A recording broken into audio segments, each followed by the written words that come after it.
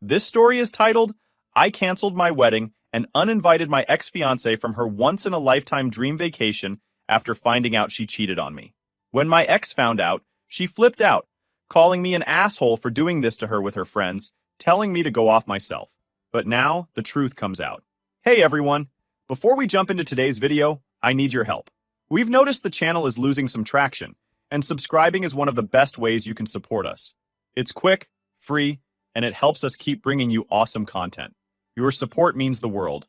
Let's keep this channel growing together. Thanks so much. Now let's start the video. Hey Reddit, I never thought I'd be one of those people pouring their drama online, but I feel like I just need to vent. Maybe it's because everything that happened is still so fresh in my head, and I can't stop replaying it over and over. So here we are. I don't expect sympathy or validation, but if someone out there can relate or even get a laugh out of how spectacularly this whole thing imploded, then cool. I guess I should start at the beginning. I'm a 26-year-old guy, ex-military, now working a pretty solid job that sometimes requires me to travel. Nothing crazy, but I'm gone for a week or so, maybe once or twice a month. I'd been with my ex-fiancée, let's call her Sarah, 24, for about 3 years. When we started dating, everything was great. You know that feeling when you meet someone and you're like, damn, this is it. That's how I felt about her. Sarah was sweet, funny, and ambitious in her own way. She worked a decent job and had big plans for her future. Honestly, I thought we were the dream team kind of couple. My friends liked her, my family loved her, and I was proud to call her my girl. Marriage felt like the natural next step. So last year, I proposed to her. Nothing crazy, just me, her, and a nice dinner followed by a walk under the stars where I got down on one knee. She cried, said yes, and it was probably one of the happiest days of my life. From then on, I was all in. I worked extra hours, saved up, and started planning a wedding that I hoped she would remember forever. I'm not rich, but I'm careful with my money. I budgeted every detail, from the venue to the food to the decorations. Sarah was all about it.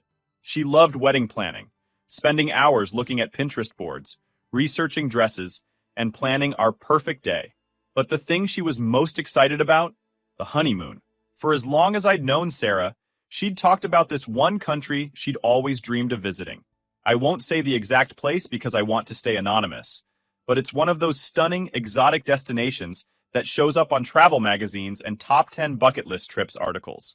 She always called it her once-in-a-lifetime trip, so I made it happen. I booked a 10-day honeymoon with 5-star hotels, excursions, and everything she dreamed of. It cost me a lot, close to $7,000 just for the trip, but I wanted it to be perfect for her. She cried when I showed her the booking details, and seeing her that happy made me feel like all the hard work was worth it. Fast forward to about a week ago. Our wedding was scheduled for the 12th, and I was feeling nervous, but the good kind of nervous. I was excited to marry the woman I loved. Everything seemed like it was coming together. Then, that message came. It was a Thursday afternoon. I remember because I had the day off work to tie up some last-minute details. Sarah was in the shower, and I was sitting at the table going over vendor contracts for the wedding. Her phone, which was charging on the counter, buzzed. Normally, I wouldn't pay attention to her phone. I'm not a jealous guy, and I trusted her. But this time, the screen lit up, and I happened to glance over. The message said, period. Have you told my name about what you did with her ex-boyfriend? If you don't do it tonight, I will tomorrow. I froze. I read it twice, trying to process what I'd just seen. My first thought was, what the hell is this? I didn't want to jump to conclusions, but something about the wording made my stomach drop. It wasn't a joke. It wasn't some random message. It felt serious. I picked up the phone and stared at the sender. It was Sarah's sister. Let's call her Emily. Now Emily and I have always gotten along. She's married to my best friend, and she's never been one for drama. For her to send something like that, I knew it wasn't good. When Sarah came out of the bathroom, hair still wet and wrapped in a towel, I confronted her. I tried to play it cool at first. I showed her the message and asked, "What's this about?" Her reaction told me everything. She looked at the phone, then back at me, and her face went pale. She tried to smile and brush it off, saying something like, "Oh, you know Emily. She's always trying to stir up drama. Don't worry about it." But I wasn't letting it go. I said, "Sarah, seriously, what is she talking about?" Her face changed then. She got defensive. She rolled her eyes and said, "Fine, you want the truth? I ran into my ex at the bachelorette party. Nothing happened. Emily's just being a bitch." At that moment, I wanted to believe her. I wanted to be the kind of guy who trusts his fiancée and doesn't overthink things. But something about the way she said it didn't sit right with me. Her tone was too flippant, too dismissive, so I dropped it for the moment. I didn't want to start a huge fight right then and there, but my gut was screaming at me that something was wrong. That night, after she fell asleep, I did something I'd never done before. I went through her phone. I felt sick as I did it, like I was betraying her privacy, but I had to know. I had to know if I was being crazy or if there was something more.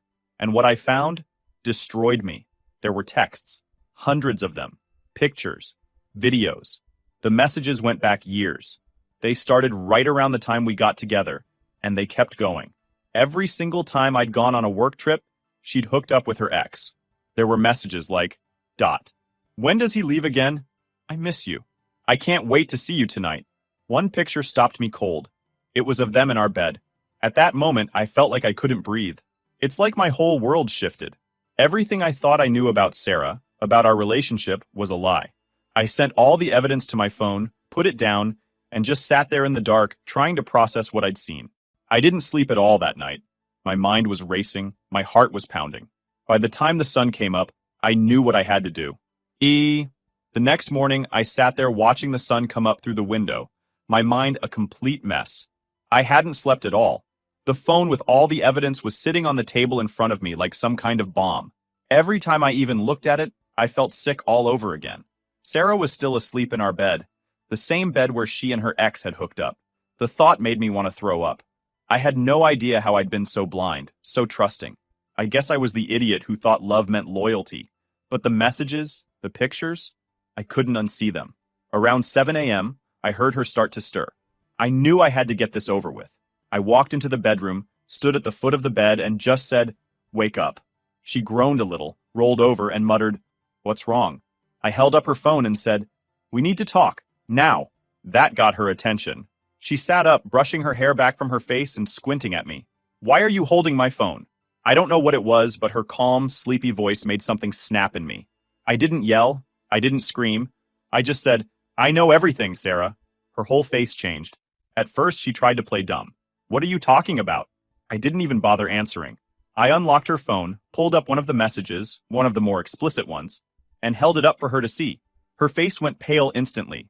She didn't say anything for a long time, just stared at me with wide eyes like a deer in headlights. "Do you have anything to say?" I asked. My voice came out way calmer than I felt. She blinked a few times, then stammered, Where did you get that?" "Your phone," I said. "The one you didn't think I'd ever look at." "So? How long has this been going on?" At this point, her expression shifted from shock to something I can only describe as defensive. She crossed her arms over her chest and mumbled, "It's not what you think." Those words, "not what you think," set me off. I finally lost it. I laughed. Actually laughed. "Not what I think? Really? So all those messages, all those pictures of you with him, those are what, fake?" She started crying then. I don't know if they were real tears or just part of her attempt to manipulate me, but I wasn't falling for it. Between sobs, she said the same bullshit cheaters always say, "It didn't mean anything. I still love you." "You don't get to say that," I shot back. "You've been sleeping with him for years." "Years, Sarah. While I was out working, trying to build a life for us, you were here with him. How can you even look me in the eye and say you love me?" At this point, she started begging. She got off the bed and grabbed my arm. "Please don't do this. We can work through this. It was a mistake, just a stupid mistake." I pulled my arm away from her. "A mistake? A 4-year-long mistake? You've been with him since the beginning of our relationship. Do you have any idea how disgusting this is?" I grabbed her bag from the closet and started throwing her clothes into it. She freaked out, asking me what I was doing, but I didn't answer.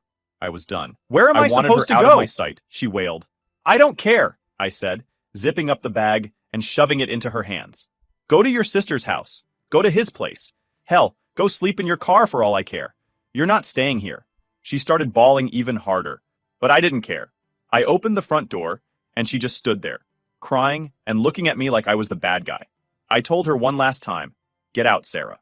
It's over." When she realized I wasn't changing my mind, she finally left. She took her bag and stormed off, slamming the door behind her. I waited until I heard her car start and pull out of the driveway before I let myself sit down. I was shaking, physically shaking. My whole body felt exhausted, like I'd just run a marathon. I kept thinking, what the hell just happened to my life? After she left, I started going through the motions. I didn't even feel like myself. I called my best friend, who came over immediately. I told him everything, and he just sat there with me in silence for a while. Finally, he said, "Man, I'm so sorry. I don't even know what to say." I told him about the wedding, how everything needed to be canceled. He and his wife jumped in to help me. They called vendors, contacted guests, and made sure everyone knew the wedding was off. I didn't want to deal with it myself. Just hearing the words, "the wedding is canceled," made my stomach turn. By the end of the day, I'd spent hours on the phone canceling everything. The venue, the photographer, the DJ. Most of the vendors were sympathetic, though a few gave me grief about deposits and refunds. I didn't even care about the money anymore. I just wanted it all to be over. The worst part, though, was the honeymoon. That damn trip. ex-fiancée. Sarah didn't reach out for the first 24 hours, but I knew it wouldn't last. Sure enough, the next morning, she started texting me. The messages started off soft. Apologies, explanations, promises to make it right. When I ignored her, the tone changed. She started blaming me, saying things like, "If you hadn't been gone so much for work, maybe I wouldn't have needed him." Needed him? Are you kidding me? I wanted to throw my phone across the room. Her family and friends started texting me too.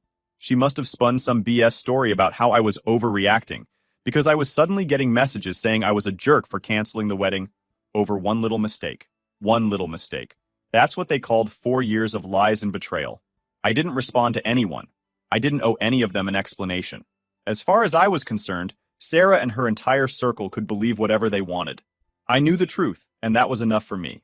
By the time the dust settled, I was completely drained.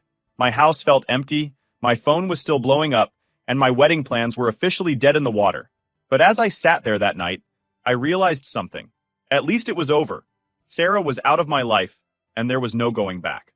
After kicking Sarah out, my house felt eerily quiet.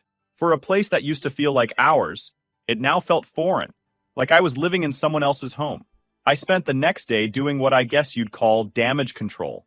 I still had all the wedding decorations shoved in boxes, stacks of RSVP cards that now meant nothing, and a fridge full of food I didn't even want to look at. To distract myself, I started making a list of everything that needed to be canceled or adjusted. It was a brutal process. Each time I had to say, "Yeah, the wedding isn't happening anymore." It was like getting punched in the gut all over again. Most people were understanding, and a few of the smaller vendors even refunded me. Bless them. But others weren't as sympathetic, especially when it came to deposits. I just let it go. At that point, what was a few thousand more dollars lost?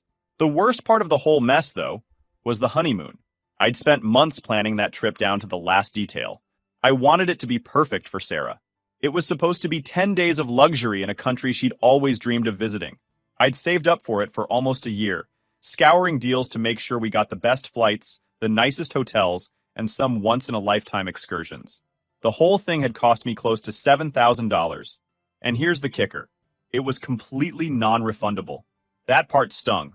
I was already out 10 grand for the wedding itself, and now I was staring down the barrel of losing another 7 grand for a trip that would never happen. I called the travel company to see if there was any way to cancel or at least get some kind of credit, but the rep told me flat out that the tickets, hotels, and everything else were non-transferable unless I found someone else to use them. I hung up the phone and sat there, staring at the confirmation email for the trip. It felt like a cruel joke. This was supposed to be a celebration of a new chapter in my life, and now it was just another reminder of how completely my world had fallen apart. I thought about eating the cost and just letting the trip go, but the idea of wasting all that money made me sick. That's when it hit me. I could give the trip to someone else. At first, I wasn't sure who I'd even offer it to. Most of my friends either had kids, couldn't take off work, or didn't travel much. Then I thought about my best friend and his wife. Let's call them Mike and Emily. Mike had been my best friend since high school. He was the guy who'd always had my back no matter what. When I was deployed overseas, Mike was the one who checked in on my family and kept them updated. When I got home and felt like I didn't fit in anywhere, he was the one who sat with me on long drives and let me talk through it all. Mike and Emily got married young. Emily was actually Sarah's sister, which complicated things a little, but I trusted her. She was the one who'd sent the message that blew everything up in the first place. She'd caught Sarah cheating at the bachelorette party and gave her a chance to confess to me. Emily didn't have to do that, but she did, and that counted for something. They'd been married for years and had 2 young kids, but they'd never had a real honeymoon. They got married quickly after high school, when Emily found out she was pregnant, and they'd been grinding ever since. Mike worked long hours, Emily stayed home with the kids, and their idea of a vacation was going to the park for a picnic on Mike's day off. They deserved something good, and I figured if anyone should get that trip, it was them. I texted Mike that night. Hey man, weird question. Can you and Emily take off work for 10 days? I've got a trip you might be interested in. Mike called me a few minutes later, completely confused. What kind of trip are we talking about? I explained the situation as briefly as I could. The honeymoon was already paid for, Sarah wasn't going, and I didn't want it to go to waste. I told him I wanted him and Emily to take it. At first, Mike tried to turn me down. Dude, no. You spent all that money. You should go, even if it's just by yourself. I laughed bitterly. Trust me, the last thing I want to do is sit in some romantic honeymoon suite by myself. I just spend the whole time feeling sorry for myself. You and Emily should take it. You guys deserve it. Mike got quiet for a second. Are you sure? This is a huge thing to give up, man. I'm sure, I said. It's already paid for. If I don't do something with it, I'm just throwing money in the trash. He told me he'd talk to Emily and call me back. 10 minutes later, they were both on the phone. Emily was crying. Happy tears this time. She kept saying, "Are you serious? This is way too much. We can't take this." But I insisted. Consider it my way of saying thank you for being there for me. You saved me from marrying someone who didn't deserve me. Take the trip and make some good memories for yourselves. Eventually, they agreed. I forwarded them all the details and spent the next few hours on the phone with the hotel and airline to transfer everything into their names. It wasn't easy, but after jumping through a few hoops, it was done. Mike and Emily were officially set to leave for their dream vacation. The next morning, I woke up feeling a little better. For the first time in days, it felt like I'd done something positive with this mess. Mike sent me a text that made me smile. "You're a good man, brother. We'll make the most of this. Promise." But of course, the peace didn't last long. I don't know how Sarah found out about the trip, but when she did, she lost it. The text started rolling in around noon. "How could you do this to me? That's my dream trip. You're a selfish asshole!" By the time I got to the third or fourth message, she'd gone from angry to desperate. "Please don't let them go. That trip was supposed to be ours. I can't believe you do this to me." I ignored every single one. I was done with her. Then the messages from her friends started coming in. They called me names, told me I was a jerk, even said I was ruining her life. I didn't respond to any of them. What was the point? Sarah had made her choices, and now she was dealing with the consequences. It didn't take long for the situation to escalate after Sarah found out about the trip. At first, it was just the texts, dozens of them. I ignored every single one, but it was like she couldn't stand not getting a reaction. She went from rage to desperation and back again in a matter of hours. The next morning, I woke up to a voicemail from her. Her voice sounded frantic, almost unhinged. "Why are you doing this to me? That's my dream vacation. You're punishing me because you're hurt. But this isn't fair. Don't let them take my trip." Her trip. That phrasing stuck with me. The entitlement in her voice almost made me laugh. Like, did she forget what she did?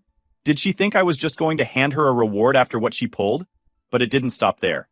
Sarah must have told her friends her version of the story, probably something that made me sound like the villain, because they started chiming in too. The group chat with Sarah's friends, which I hadn't even thought to leave yet, suddenly lit up. "Wow, can't believe you'd do that to Sarah. You're such a jerk. You're heartless. After everything she's been through, you took that away from her? I hope you rot. No wonder she cheated on you." That one hit me harder than I care to admit. I left the group chat without saying a word and muted my phone. I wasn't about to let a bunch of people who didn't know the whole story get under my skin, but the anger was still simmering inside me. I knew Sarah had twisted things around to make herself look like the victim, and I wasn't about to let that slide. Ik couldn't be some. Later that day, Emily called me. So Sarah showed up at my house this morning." My stomach dropped. "What?" "She was banging on the door at like 8 a.m., screaming for me to tell her where the trip is booked, what flights we're on, everything. She's losing her mind." I groaned. "What did you say?" "I didn't open the door," Emily replied. "I just told her through the window that she needed to leave. She started yelling about how I stole the trip from her. Mike called the cops when she wouldn't stop." I felt a mix of relief and embarrassment. On one hand, I was glad Emily didn't let Sarah intimidate her. On the other hand, I couldn't believe Sarah was causing this much chaos over a vacation. "Is she gone now?" I asked. "Yeah, the cops showed up and she finally left," Emily said. "But listen, you should know something. She was yelling a lot of stuff while she was outside. Stuff like how she never loved you and how she was just using you. I think the neighbors heard everything. And, our doorbell camera got it all. I went quiet for a moment. She said that on camera? Yep, Emily confirmed. The whole meltdown is recorded. I'm guessing she didn't realize we had a camera pointed at her. She was screaming about how she only stayed with you for stability, and how she thought she'd get a free vacation out of it. Mike said the footage is insane. I couldn't believe what I was hearing.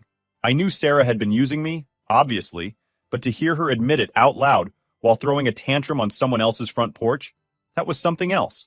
Send me the footage, I said. The video came through about an hour later. I watched it in silence. And let me tell you, it was one of the most surreal things I've ever seen. There was Sarah, standing on Emily's front porch in sweats and messy hair, yelling like a crazy person. Tell me where the flights are, Emily.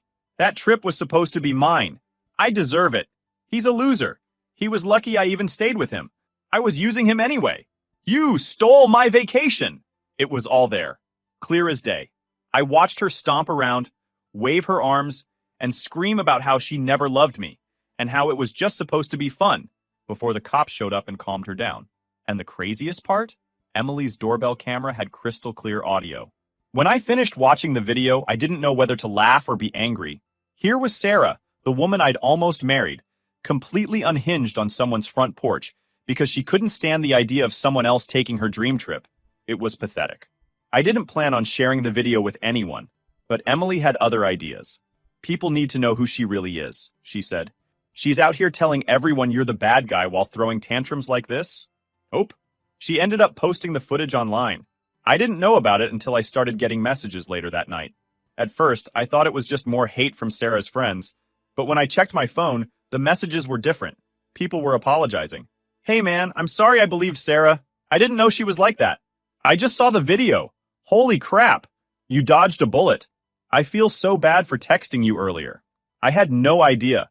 That meltdown, yikes. It turned out that Sarah's meltdown had gone semi-viral. A few local Facebook groups picked up the video, and people were sharing it with captions like, "This is what entitlement looks like," and "Someone needs to check on this woman." Her own family reached out to me the next day. Her mom called and said, "I don't know what's going on with Sarah, but I'm so sorry.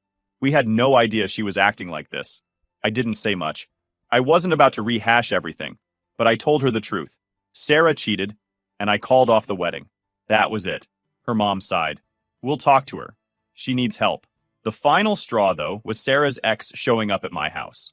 It was late, around midnight, when I heard someone pounding on my door. I looked through the peephole and saw him standing there, clearly drunk, swaying a little and mumbling to himself. I opened the door just enough to talk to him. "What the hell do you want?" He pointed a finger at me and slurred, "You ruined her life, man. You think you're a big man now, huh?" I kept the door half closed. "Get off my property." But he didn't. He tried to push his way inside, mumbling about how I stole his girl's trip and how I was gonna pay for it. I shoved him back, hard enough to make him stumble. I wasn't about to let some drunk moron break into my house. I called the cops immediately. By the time they showed up, I'd detained him. Not hurt him, just kept him from moving, until they could take over. He ended up getting arrested for trespassing, attempted breaking and entering, and violating the restraining order I'd already filed against him earlier that week. By the time the dust settled, Sarah had managed to alienate almost everyone in her life. She lost friends, strained her relationship with her family, and now her ex was in legal trouble. Meanwhile, Mike and Emily were getting ready to leave for the dream trip that Sarah thought belonged to her. I won't lie. I felt a small sense of satisfaction knowing karma had finally caught up to her. Point. The days after Sarah's meltdown felt oddly quiet. It was like a storm had finally blown through, and all I was left with was the wreckage to clean up. My phone stopped buzzing with hateful messages, and for the first time in what felt like weeks, I could breathe. Sarah had finally gone silent, and I wasn't about to complain. I still had a lot to deal with, though. First, there was the house. I couldn't stand the thought of being surrounded by all these reminders of her. Our photos, her favorite coffee mug, even the stupid little throw blanket she bought for the aesthetic. It was like my entire space was tainted. So I started purging.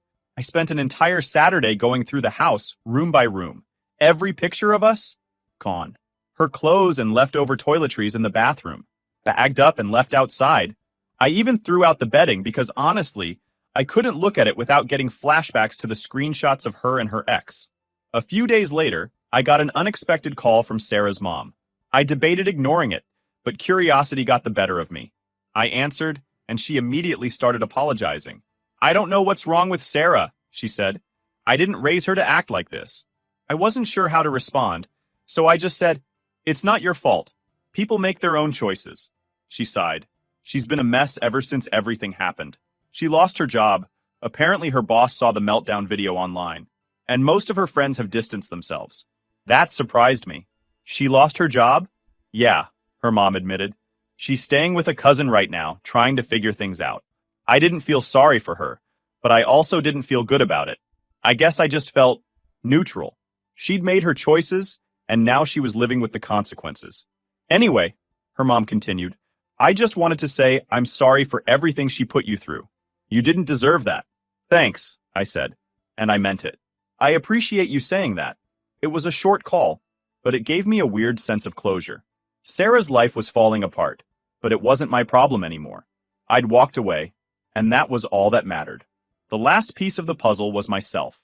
I realized I'd spent so much energy dealing with Sarah's drama that I hadn't really thought about what I needed to do to heal. A week later, Mike and Emily came back from their trip. They looked happier and more relaxed than I'd ever seen them.